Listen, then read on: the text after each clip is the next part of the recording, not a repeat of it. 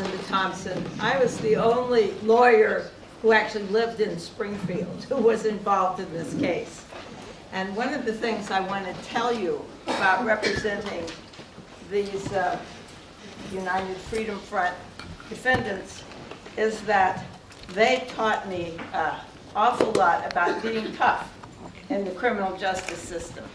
Because the first day that we came into court, the tables were arranged so that the lawyers sat up front and the clients sat in the back, as if they weren't going to be involved in the trial in any real way. And it turned out that the client said, "This is unacceptable.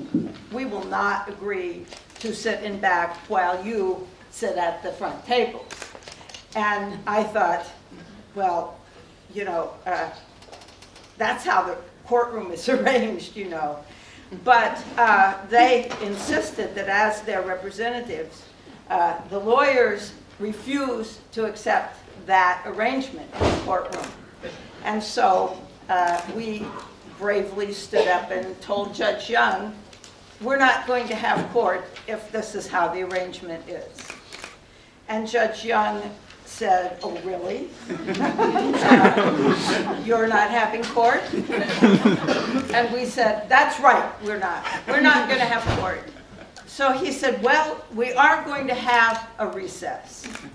We had a recess, and when we came back, the courtroom was rearranged so that every lawyer could sit with their client at the table. That was the very first showdown that we had in our courtroom, and it was extremely important because Judge Young also needed a lot of education. He had, while we were all dispersed, called in the first panel of like 400 jurors to come in to the courtroom, and he was going to just address them before we all assembled. So I saw in the paper that this was going to happen, and so I thought, well, I'll sit in on this. Although we weren't invited or told to do this. So I went, and one of the things that Judge Young said was, there's only one thing more important in this country than being a juror, and that's serving in the military.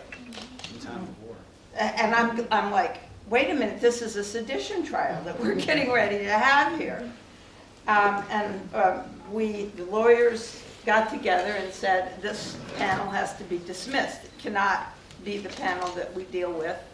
And that was another education for Judge Young, because he dismissed that panel and called in a whole another group of jurors. And one of the things that I wanted to point out, because we all had jobs to do in objecting to the jury selection process, and my job was the sexism objection, which I liked very much.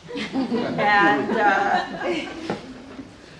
one of the things that you saw that these folks didn't see, because they weren't, we saw one juror at a time, one prospective juror at a time, was the amount of pressure that was put on women to say, yes, I can do this year of jury service.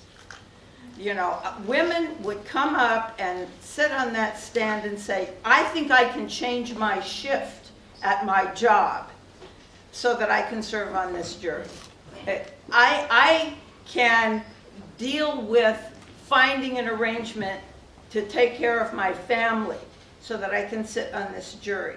And while I don't want to alienate the male population here, I can tell you that Judge Young's sympathies were clearly with the male prospective jurors who said, well, you know, I'm a CEO. I have to go to work. And that was sort of like, well, okay, well, I know you're a CEO. But the women who had families to take care of were more easily intimidated into agreeing that they could serve on this jury for a year or a year and a half or however long it was going to take. And so when I would go up to make my objection, all of us would go up to make the objection, I would tell the judge, I said, Judge, you're really, you're not treating the women the same way you're treating the men. And I think that you have, that this is a problem. And he would say to me, well, Ms. Thompson, you're never going to get a more fair jury selection than you're getting now. And we had these questionnaires, and we had this long voir dire. We did about 10 jurors a day. So we were really getting a pretty good look at the jury we ended up with. Okay, we ended up with a fabulous jury. But I said, just because I might not ever get something better than this doesn't mean this couldn't be better. And so we got a little play on that as we went along. Now, because Barbara's charges were dismissed, I didn't get to actually work with the jury. I was there when our four-person was selected, because we changed jury selection methods during the jury selection, as we were approving jurors and seating jurors to start with. And then we decided, no, we're not going to do that. We're going to qualify a whole pool, and then we're going to use a system where we strike and we take what's left. And that'll be our jury. So while the jury selection was going on, Judge Young had a habit of filling time by ruling on motions. I think we had 5 interlocutory appeals in this case during, meaning before the trial started. We had 5, we were in the appeals court 5 times on various issues in this case. And one of those happened to be on Barbara's motion to suppress all of the evidence, which was basically all the evidence in the case was in Barbara's house, the one that they failed to get a search warrant for. And therefore, we had the great pleasure of having Robert S. Mueller III on the witness stand and got to ask him questions about how he could have made this little mistake. Because what they did was, Liz forgot to tell you about Mother, which was the armored personnel carrier of the tank that drove over people and then pulled them up through the trapdoor. They had one of those sitting in the front yard of Barbara Kersey's home. And they ordered everybody, first they called into the house and they said, this is the FBI, come out with your hands up. And actually the people in the house thought it was a crank call. So they didn't come out. But a little bit later, they called again and they said, hey, this really is the FBI. Get out here. And so they said, oh, we have children, so, we're going to come out. And they came out, the whole place was surrounded. There were SWAT teams that were flown in. I mean, they had evacuated the neighborhood.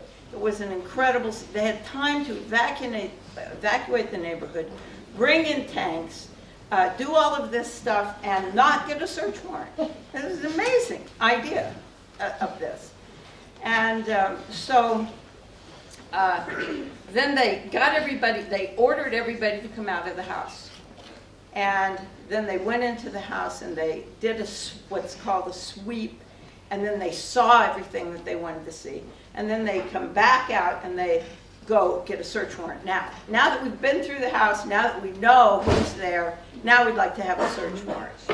And Judge Young, actually, we had lost on this issue without a hearing. We had lost on this issue in New York. We had lost on this issue everywhere until we came up with the idea that really ordering you to come out of your house to see who's there is the same as going in to see who's there. It's really a search. Saying come out is the same as going in to find out this information. And so Judge Young did come out one day. He granted our motion to suppress. The government said to us, this will never stand up in the First Circuit. this is ridiculous. We always surround the house and say, come out with your hands up. It's what we do. And the prosecutor in that case, until I believe Monday, was the acting U.S. attorney here in Massachusetts, Michael Laux. Yes, but he was wrong about the First Circuit. The First Circuit did say, well, while we don't exactly agree with Judge Young's reasoning, we agree with the result. And so we're going to suppress all this evidence. So Barbara got the charges dismissed against her because they had no evidence. And so there were people who worked on this case with us, like my partner John Thompson and my partner then Miles Jacobson, who helped put all of this together. And really, this was one of the other ways that I think these defendants and these lawyers were able to bring this government to its knees by insisting that these people who were claimed to be terrorists had a privacy right not to have their homes invaded without judicial process of a search warrant. And so I thought that that was another thing that we accomplished in this case, was that in every way there was always a struggle, there was always a fight. I learned a great deal from the defendants and a huge amount from the lawyers from New York who were and are political lawyers, and I thank them.